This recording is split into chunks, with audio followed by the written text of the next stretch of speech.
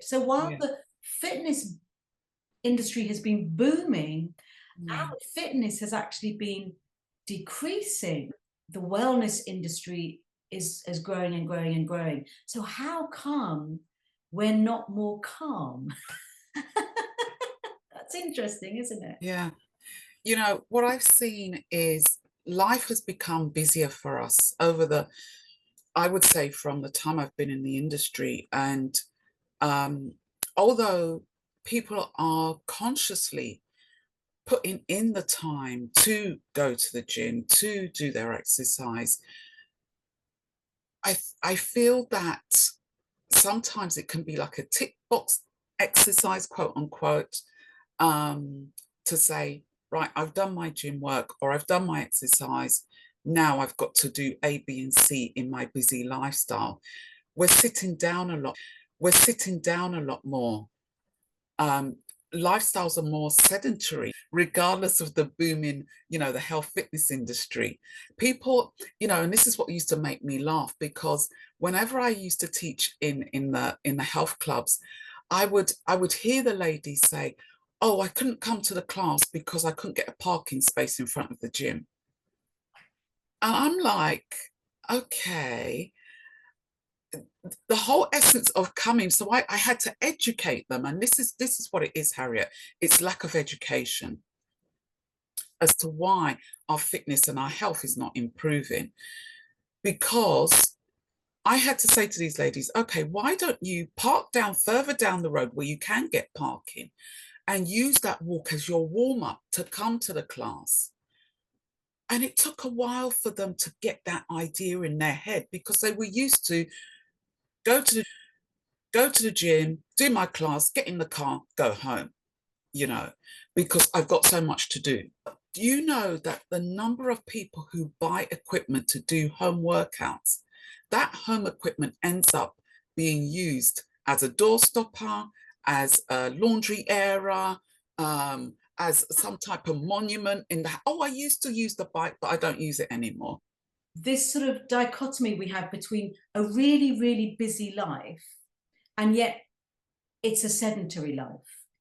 When you walk there, you know at least you're getting 15 minutes of exercise before you sit on your train, and then maybe you're going to a meeting, you're sitting in a meeting, and then you've got a 15-minute walk back. Yeah. So that's a half-hour walk that you've put into your day. Yes. You've also saved a bit of money on petrol, and you've saved a bit of the planet as well. So it's all a win-win. Because I work a lot from home and it's very sedentary, when I go and put the kettle on, I do press ups on the counter. If you And that's look at your day, most people probably can find some micro gaps. absolutely. Start with balance, you know, have fun with balance. Like you say, when the kettle is boiling, stand on one leg. Even when you're brushing your teeth, stand on one leg. That is all part of exercise. Breathe, pause and breathe. That in itself, breathing, that's the first thing I get my clients to do, is to practice breathing. Because if you don't know how to breathe, you won't be able to exercise accordingly and in alignment with your body. And start with breathing. All of us can breathe. Even if you're asthmatic, you can breathe. I love that. I love that, starting from the breath for exercise, but also because so many spiritual practices and so many well-being practices and practices for a peaceful state of mind all start with the breath, and life starts with breath, doesn't Yeah, it? exactly. And Yes, you have a program called Pause and Breathe. yes. Pause and Breathe came about in 2021. And this was after I had experienced my second burnout in 2018. Now, your listeners might be thinking, oh, but she's a health wellness expert, but she burnt out. What happened there? Well, this goes back to education, you know. Even though I was working in the industry and I was helping others to be healthy, fit, and strong, I realized that in terms of running your own business and helping people and taking care of yourself is totally different than, you know, just solely looking after yourself and prioritizing your own health and well-being. Sadly for me, prior to the two burnouts, I had been working. I loved what I did, and I still do. Otherwise, I wouldn't be in the industry. But I found myself working 12-plus-hour days. And I was successfully running 3 massage clinics in London. I had a number of personal training clients on my books, and I was teaching like maybe up to 10 classes each week. Now, the way that my lifestyle was, I would never advise that to any of my clients. It was just crazy. But at the time, you know, being in my 30s, I felt energized, I felt strong, I felt invincible, I felt fit and healthy. But oftentimes, because we feel a certain way in our bodies, it can be deceiving as to what's really going on the inside. I didn't realize, Harriet, how stressed I was. Um, and I just thought that being on the proverbial treadmill of running a business, keeping, you know, the money coming in, being self-employed was just normal. When I spoke with my colleagues, they were experiencing the same thing. You know, they said, oh, that's just how it is in this industry.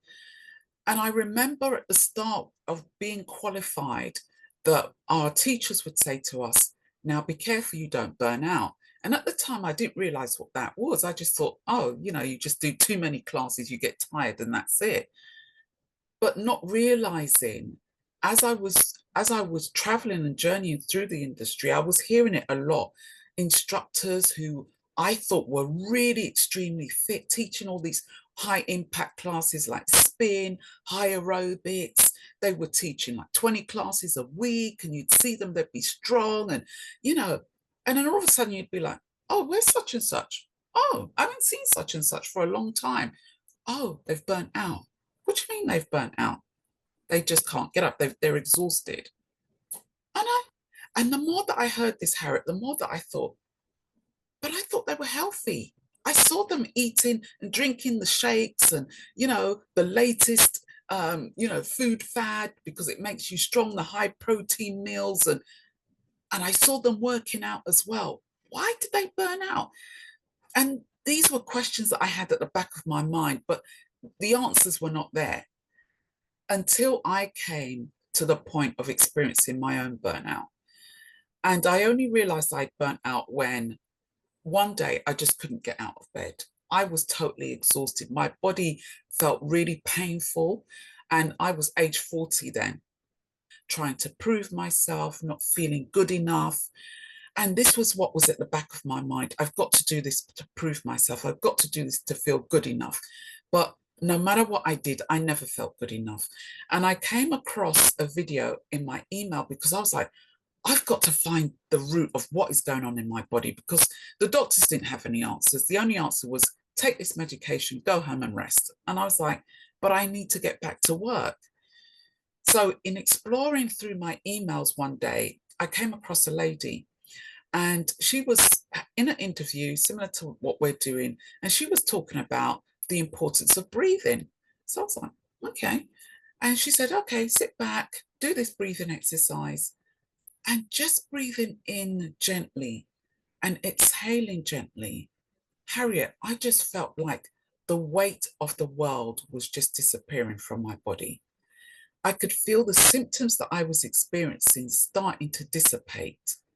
And I felt, for the first time, I would say in my lifetime, I felt so relaxed and at home in my body. And I thought, there's something in this.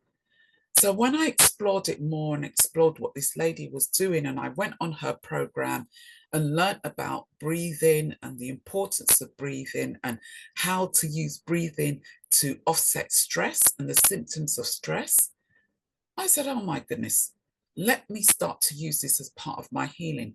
The more I did this, the more I started to notice the symptoms disappear. My blood pressure started to come down. My iron levels started to get back to normal levels. I sought help from a health coach to help me with my own symptoms. I started to eat properly again. And my thyroid, within the space of a year, started to get back to its normal level and I got off the medication. Even my consultant was like, Lillian, this doesn't happen. Where the range of your thyroid was to where it is now a year later, no, this is not normal. What is it that you're doing? And I had to explain to him, I'm breathing, I'm resting, I'm starting to relax more in my body. And he was like, I need to recommend this to my clients. That's so interesting, isn't it? Because it sounds to me, when I'm listening to your story, I feel like because you were in the fitness industry and you were self-employed, so you were pushing yourself very hard. Yeah.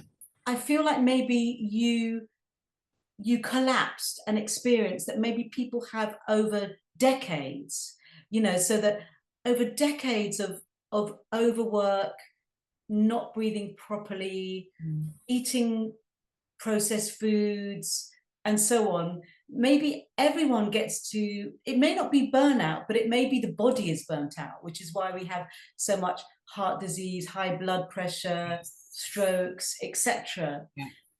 And I think it's interesting that your doctor doesn't have this very basic tool of breathing. Your doctor and the sort of Western medical, I've got nothing, the Western medical model is fantastic for many, many things, but it misses out. It's interesting that it misses out something very, very basic, which I would call a more preventative model. Yes. And society is constantly pushing us so that we literally think, I don't have time to breathe. What, sit down for 10 minutes and breathe? I haven't got time for that. I'm not interested in just giving you a few exercises to go away and get slim for holiday or fit into your dress, etc., etc. I want to help you to get fit, healthy, and strong so that you can live life and you can live it well, not only in your midlife, but beyond. When someone has diabetes and they come to me and I say to them, do you know how you got the diabetes? And they're like, oh, yeah, I think my mum had it and my grandma had it. And I said, no. I said, oftentimes we think it's genetic. Genetic only plays 10% of that. The rest is lifestyle. In this kind of holistic view of health where, you're thinking about the breath and you're thinking about nutrition, you're thinking about empowerment, sort of connecting all the mental, emotional, spiritual, physical aspects of our being. In all of that, where would you place walking, both for yourself and for your clients? Wow. For me, walking is everything.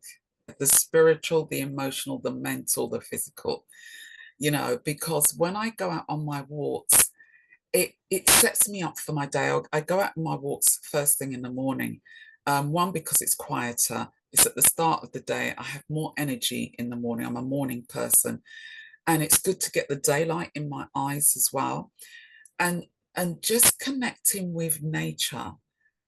For me, I've always, since I was a little girl, I remember I used to, humbug my mum about, can I go in the garden and play, please? Regardless of what the weather was like, even if it was raining, my mum said, no, it's raining. And I used to do cartwheels, and I just used to love being outdoors. And then life happened, and then I got out of the rhythm of that. And I have to give thanks for my health coach, who encouraged me after the second burnout to start going out regardless of the weather. I hate the cold. And she says, Lillian, regardless of the weather, go out, even if it's for 10 minutes. I was like, oh, okay. And so I was like, okay, winter is coming. It's not about the weather. It's about the clothing that you're wearing. And I was like, that's the point. Okay. So I would wrap up really, put layers on for the winter. And then I would do my walks. And I was thinking, okay, no one's died. I'm still here. I'm breathing. Okay. So then I just developed from there. And I was like, okay, 10 minutes, I'm going to do 15, I'm going to do 20, I'm going to do 30 through to an hour. It helps me to process my thoughts, process my emotions, connect. I have a faith, so I connect with God as I'm walking, I'm praying sometimes, and I'm just observant about my environment as well. You know, seeing the changes of nature. I learn a lot from nature as the seasons transition, and I see things afresh each season. And and it just brings me joy. I get to release things that don't serve me energetically, and I also receive fresh downloads, fresh ideas for my work. And you know, I don't take any calls or any messages during that time. Sometimes I listen to a podcast, but most times I'm just observing and listening to my environment and being part of that. And I do my breathing as well. So I'm breathing at a certain pace in line with my walks. And sometimes I will just stop, pause, and just take in my environment and just breathe and just be still, be present, and just be at one with nature. And yeah, so that's my walks. I always say to my clients, get out and walk, even if it's for 5-10 minutes, regardless of whether you have an exercise routine or not. Whether you do it in the morning, afternoon, evening, entirely up to you. But just start to walk with your body, connect with your body, just be at home with it. And when clients have started doing that, and they're like, you know what, Lillian, I realize I can walk, number one, and it also helps me to feel more agile in my body. We've got out the concept of playing, you know, playing and experimenting with our bodies. Or what can my body do? Or what does it feel like if I do this, if I move this way, if I walk fast, if I walk slow, if I walk intentionally through my feet, if I stomp my feet and walk, what does it feel like? So it's not a matter of just walking, but it's like, oh, and when you see babies, toddlers starting to walk, just their face, you can see on their faces, they're like, oh, and they're stomping their feet, they're kicking their legs, and they're like, oh, if I tread on this little surface, oh, it feels like that, oh, that's cold, oh, that feels unusual, oh, I don't want to walk on the grass because, you know, and all these, the senses become alive. And walking barefoot, oh my goodness, that just takes walking to another level, because we connect with the senses in our feet. The feet connect through to our nervous system. The nervous system starts to regulate. And for a majority of people, they're living life in survival mode. So they're in that sympathetic stress response. But when you start to connect with your feet using either barefoot shoes or walking barefoot, oh my goodness, your nervous system shifts into that parasympathetic rest, digest, and then you, oh my god, your body experiences something totally different. You know, you can see I'm excited about walking.